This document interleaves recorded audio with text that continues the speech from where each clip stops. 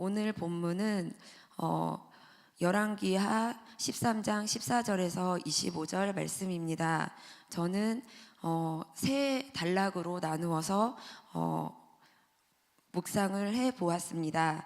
오늘 첫 번째로 본문의 열왕기하 13장 14절에서 19절은 엘리사가 죽을 병에 걸렸다는 소식을 들은 당시 이스라엘의 왕 요아스가 엘리사를 만나는 장면입니다. 요아스는 엘리사에게 눈물을 흘리며 내 아버지 이스라엘 병거와 마병이라고 이렇게 고백하며 엘리사를 부릅니다. 일반적으로 여기에서 보면 내 아버지라고 이야기한다는 것은 아버지의 권위적인 권능과 권세를 가지고, 그리고 또 그 아버지라는 그 보호 아래에서 그 보호하고 있다라는 그 뜻을 가지고 이렇게 말을 하고 있는 것 같습니다. 그래서 이스라엘의 병거와 마병이라고 이렇게 말하는 것은 적들로부터 이스라엘을 지키는데 결정적인 역할을 한 엘리사에게 이렇게 많은 의지를 하고 있고 많은 이렇게 신뢰를 하고 있으면서 엘리사가 이제 죽을 때가 되니까 요아스는 불안함과 이런 이렇게 두려움으로 엘리사를 만나러 간 것 같습니다. 그런 엘리사를 만나고 엘리사를 봤을 때 요아스가 눈물을 흘리면서 이렇게 말씀하시잖아요. 그런 요아스의 심정에서 저는 천군 만마를 잃은 것 같은, 세상에 나를 지켜줄 수 있고 나의 보호자를 잃은 것 같으라는 그런 심정으로 이제 엘리사를 찾아갔고, 그런 심정으로 엘리사를 봤을 때 눈물이 나올 수밖에 없는, 내가 세상을 다 잃어버린 것 같은, 나의 보호자가 없는 것 같은 이런 생각이 들어서 많이 이렇게 두려웠던 요아스의 그런 마음들이 느껴졌습니다. 엘리사는 이런 요아스를 보면서 활과 화살을 가져오라고 한 뒤 활을 잡으라고 합니다. 그리고 요아스가 활을 잡자 엘리사가 요아스의 손을 얹으면서 요아스의 손 위에 이렇게 얹습니다. 그리고 엘리사의 이러한 행동은 뭐냐? 단순히 왕의 손에 자신의 손을 얹는 게 아니라 나의 권능이 너에게 이런 권능과 능력이 너에게 임한다. 너 하나님의 권능이 너에게 임해서 지금 내가 죽더라도 내가 너와 함께 할 것이고, 나와 함께한 하나님이 너와 함께 할 것이라는 의미를 가지고 지금 엘리사는 요아스에게 요아스가 잡은 활 위에 손을 얹는 그런 행동을 하게 됩니다. 그래서 하나님의 사람 엘리사가 함께 있었던 그 요아스에게 하나님의 능력이 엘리사의 손을 통해 요아스와 함께하는 것을, 그리고 요아스를 함께 도와준다는 의미를 가지고 있습니다. 그리고 또 이제 밑에 내려가 보면 엘리사가 이제 이어서 요아스에게 동쪽 창문을 열어서 활을 쏘라고 이야기합니다. 엘리사의 말에 요아스는 동쪽 활을 열어서 활을 쏩니다. 이에 엘리사는 동쪽으로 이렇게 활을 쏜다는 것은, 이렇게 엘리사가 동쪽으로 활을 쏘라는 그 행동은 무슨 의미를 말하냐면 여기에서 또 설명을 해줍니다. 동쪽으로 활을 쏜다는 것은 북이스라엘에서 동쪽은 아람 군대가 있는 곳입니다. 그래서 아람 군대에게 활을 쏜다는 의미입니다. 그래서 이 활을 쏜다는 것은 아람 군대를 쳐서 멸하겠다라는, 너에게 구원의 화살을 쏜다, 승리의 화살을 쏘겠다라는, 너에게 승리를 주겠다라는 의미를 가지고 있습니다. 그래서 엘리사는 또 화살을 또 잡으라고 합니다. 그리고 화살을 잡으라고 하고 땅을 치라고 합니다. 그런데 이제 요아스는 땅을 치라고 했을 때 3번만 칩니다. 근데 엘리사가 뭐라고 말하냐면, 화를 내면서 왜 3번만 치느냐? 내가 6번만 더 쳤더라면 내가 너에게 더라면 완전히 아랍을 멸망시킬 수 있을 것인데 네가 왜 3번만 쳤느냐고 화를 냅니다. 그래서 그 상징적인 것으로 엘리사는 요아스에게 땅을 3번만 쳤다라는 것을 통해서 우리에게 어떤 의미를 주느냐, 우리가 영적 싸움을 할 때 있잖아요. 그냥 이쯤이면 되겠지, 우리의 수준으로, 우리의 생각으로, 우리의 이런 느낌으로 이 정도면 될 거야 라고 생각하는 것들이 너무도 많습니다. 하나님께서는 우리에게 피 흘리기까지 싸우라고 말씀하시거든요. 이 피 흘리기까지 싸우라는 것은 하나님께서 네가 피 흘리기까지 중심을 다해서 네가 확신을 가지고 싸웠을 때 너희에게 승리를 준다라는 하나님의 의미를 가지고 있습니다. 하나님께서 믿음과 확신을 가지고 있을 때 하나님께서는 너희에게 끝까지 싸웠을 때 승리를 준다라는 의미를 통해서 3번만 친 요아스에게 엘리사가 화를 낸 것은 화살이 부서질 정도까지 네가 계속 쳤더라면, 네가 그런 승리를 네가 원했더라면 내가 너에게 승리를 줬을 것이다. 그런데 네가 3번만 쳤기 때문에 너에게 3번의 승리만 준다고 말씀하시거든요. 우리가 영적 싸움을 멈췄을 때 하나님께서는 그만큼의 응답을 주시지만 하나님께서 원했었던 그 승리는, 그리고 하나님께서 주시려고 했던 우리의 은혜가 내가 싸웠던 것보다 하나님께서는 더 큰 것을 준비하고 예비하고 있지만, 그것을 하나님께서는 우리가 끝까지 싸웠을 때 주시지만 내가 싸운 만큼 주는 것은 내 수준 안에서 내가 결정한 내 방식대로, 내 생각대로 주셨을 때 하나님께서는 그만큼만 주신다라는 거예요. 그래서 우리가 끝까지 싸운다라는 것은 하나님께서 주신 그 은혜가 갑절로, 그리고 더 많은 것을 주실 수 있다라는 그 믿음을 가지고 싸웠을 때 하나님께서는 더 큰 은혜를 주신다라는 것입니다. 저는 이제 이 순종이라는, 이 영적 싸움이라는 이런 말 속에서 요아스의 자기 방식대로 하나님께서 이렇게 화를 3번 치라는 그 말을 했을 때, 저는 그리고 자기의 마음대로, 자기 생각대로, 자기 기준대로, 자기 중심대로 그 3번을 치잖아요. 이런 것을 봤을 때 하나님께서는 예비된 뭔가에 나에게 요구되어지는 이렇게 뭔가에 요구되어지는 신앙 고백이나 이런 게 있을 때 내 수준으로 이렇게 단면 짓는 우리들의 행동에 대해서 이렇게 우리 안에 있는 요아스가 있지 않을까라는 생각을 해봤습니다.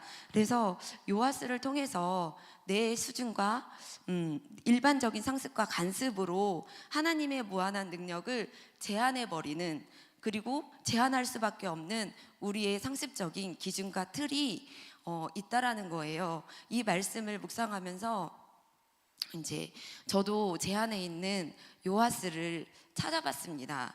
우리가 하나님께서 주시는 답안지가 있잖아요. 문제와 사건과 우리 현실 속에서 하나님께서 주시는 답안지가 있어요. 그런데 우리는 그 답안지가 하나님이 지금 풀어놓은 그 답안지가 아니라 내가 정해놓은 답안지를 가지고 하나님이 그렇게 역사하도록 하나님을 종으로 바꿔버리는 행동들을 하는 경우가 되게 이렇게 많더라고요. 저도 하나님 이렇게 해주세요, 하나님이 이렇게 해주실 거잖아요, 하나님 이렇게 해주세요, 하나님의 뜻을 찾기보다는 내 뜻에 하나님이 맞춰주도록 이렇게 기도하고 이렇게 기대하고 있었던 적이 되게 많았던 것 같아요. 그래서 제가 정해놓은 그 답안지에 하나님께서 일을 하시지 않았을 때에는 왜 하나님이 나를 사랑하시지 않지?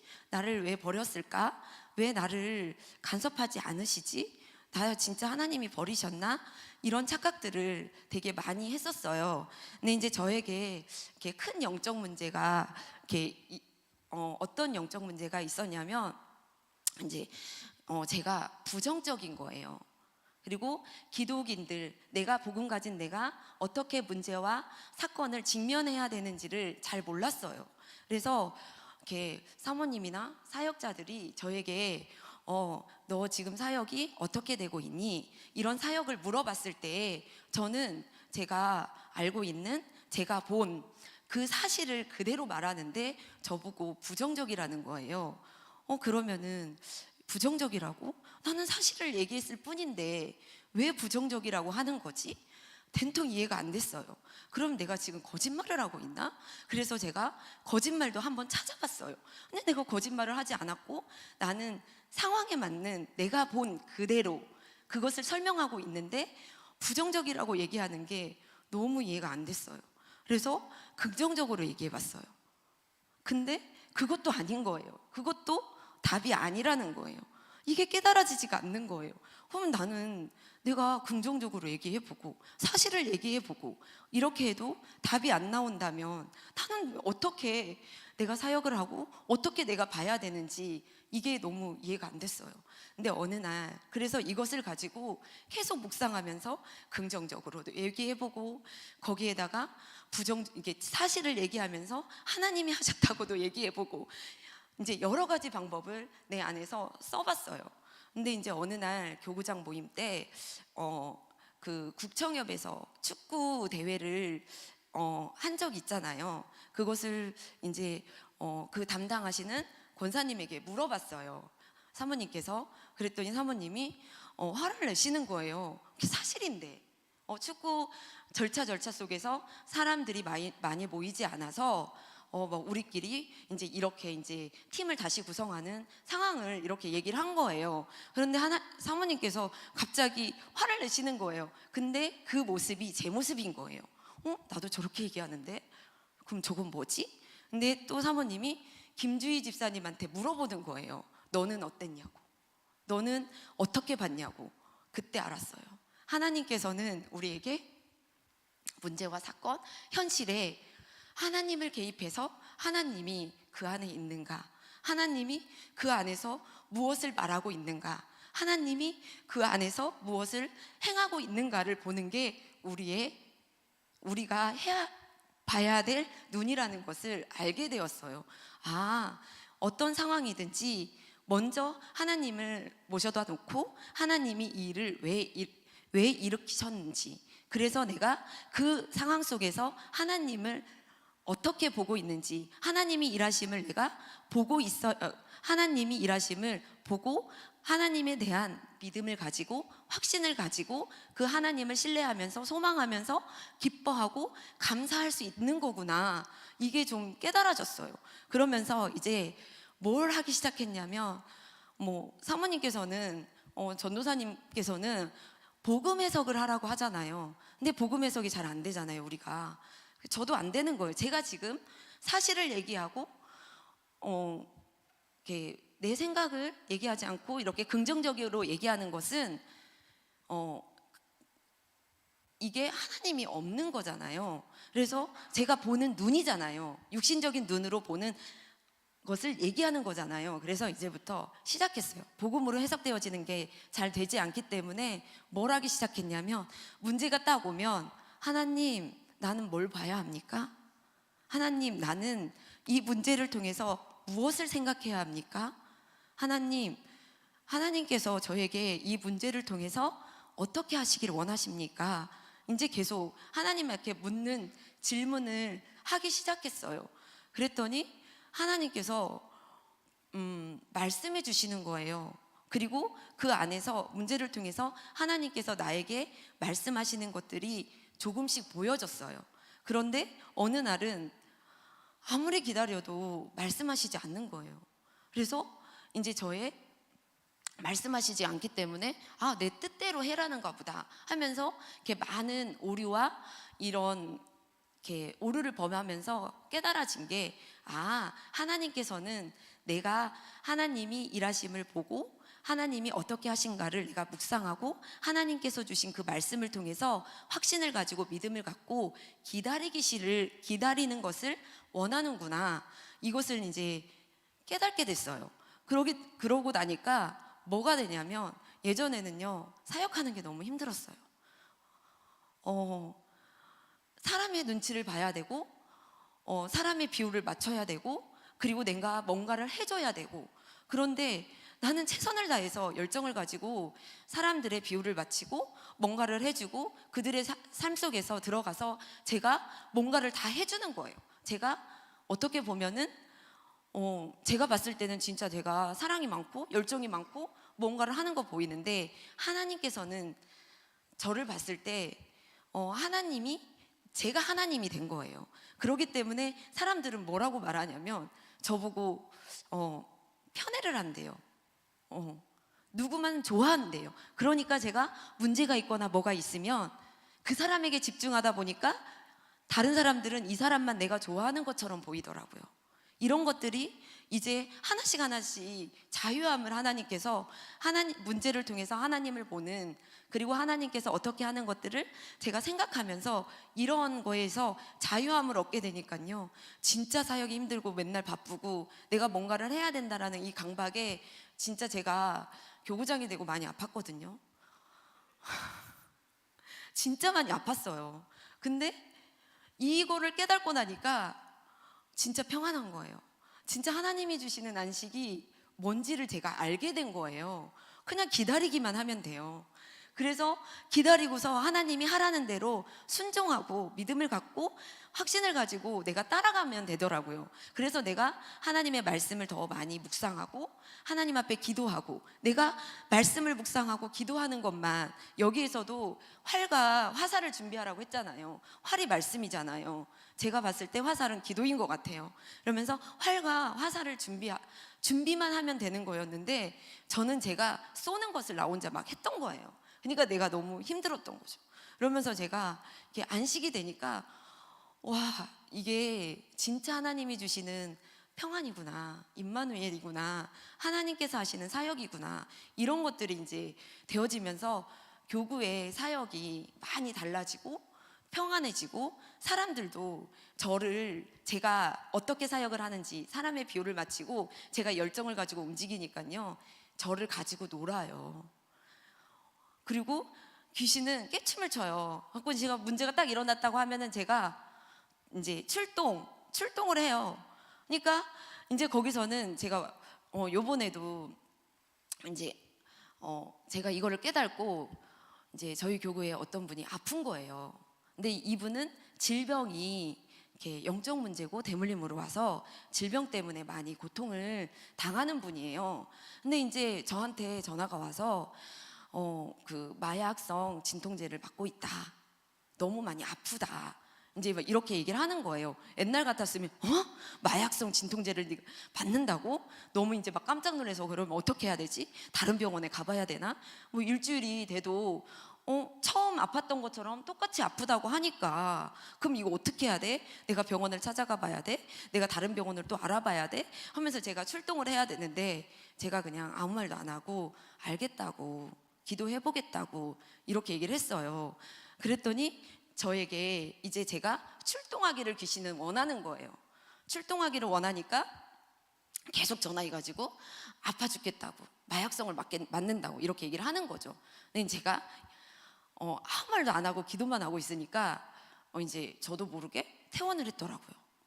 퇴원을 해서 집에 있고, 그러고서는 이제 저를 아직도 귀신은 확인을 하고, 하나님도 확인을 하고 귀신도 확인을 하는 거예요. 저를 출동하기 원하는 거예요. 퇴원을 하고 며칠 있었는데 저한테 또 전화가 왔어요. 고막이 막혀가지고 귀가 막혀서 수술을 해야 된대요. 그리고 귀가 안 들린대요. 근데 저하고 통화할 때 귀가 들리잖아요, 그쵸? 계속 전화해서 저한테 얘기를 하고 보고를 하는데 귀가 들리잖아요. 그리고 귀가 막혀가지고 수술을 해야 된다. 귀가 막히잖아요. 어떤 수술이든지 붓기가 빠져야 수술을 할 수 있거든요. 상태를 볼 수 있거든요. 예전에는요, 이런 생각이 안 들었었어요. 그냥 출동이에요, 저는.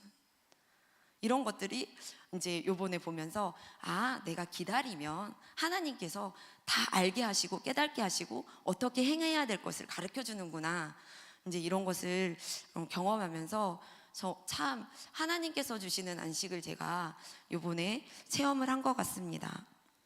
그리고 열왕기하 13장 20절에서 21절은 엘리사가 이제 죽은 후에 모압에 도둑대가 들어서 이스라엘을 침범하는 사건이 이제 일어납니다. 이스라엘에 종종 추수 때나 가을에 수확한 식량이 떨어질 때쯤에 봄에 이제 먹을 것이 없으니까 도적들이 이제 마을을 습격해서 이제 물건을 탈취해가는 일들이 이렇게 종종 있는 것 같아요.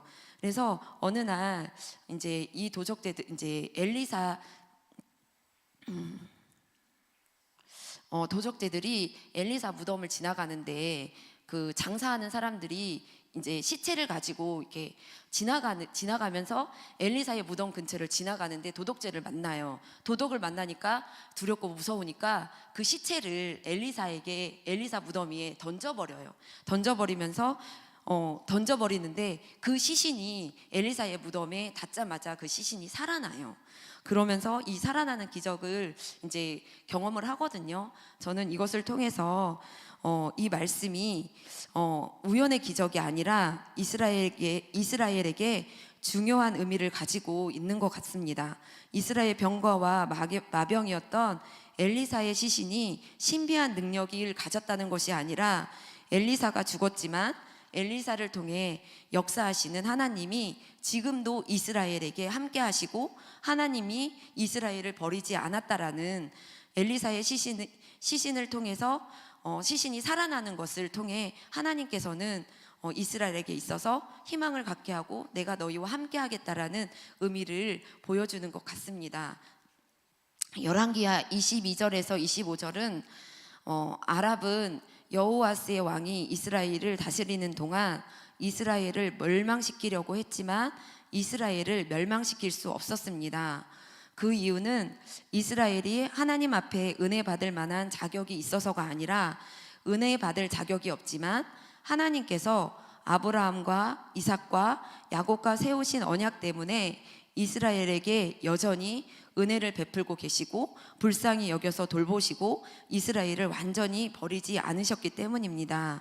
그 은혜로 인해서 하나님께서 엘리사를 통해 요아스에게 말씀하신 그 말씀이 그대로 성취되어지는 것을 보여주고 있습니다.